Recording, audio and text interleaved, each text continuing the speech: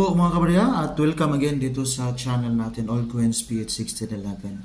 So welcome dito sa channel natin. Sa mga bago nating subscribers, welcome dito sa channel natin na nagbibigay ng coin update. At least may konti tayong kaalaman dito sa mga iba't ibang barya na hawak po natin. So again, 1984 50 centavos mga kabarya. Now diretso na tayo sa update natin. Simulan natin dito kay in.numista.com. So 1984 yung hawak nating barya. So ito yung titingnan natin, 1984. So 30% yung kanyang frequency. Ibig sabihin marami yung na-produce, 121,408,000. May value, my value quotations are very good, 9 pesos point 20.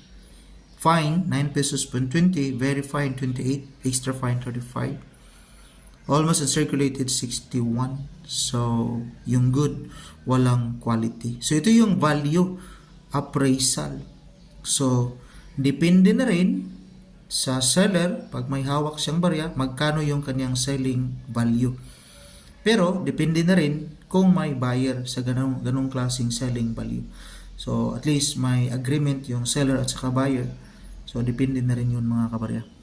Try natin tingnan dito kay Carousel PH. So, PH po ito, 1984. 3 months ago by Gila 94304744428. Yung barya niya is 1,000 pesos. So, again, ito yung sinasabi ko kanina na depende na rin yun kung magkano yung selling value.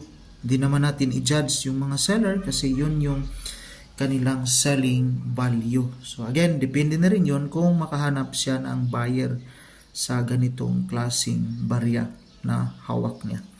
While dito naman kay eBay, 50 centavo na 1984, so $7 US dollars, 0.40. So 10 Canadian dollars. Nasa 41 sa ngayon, so nasa 400 pesos. So ito yun mga kabarya, at least depende sa iba't ibang, sa mga nagtatanong ba't iba't iba yung value. So depende sa mga selling platform, international or local, at saka depende na rin sa iba't ibang seller po mga kabarya. Yan lang po, maraming salamat and God bless us all.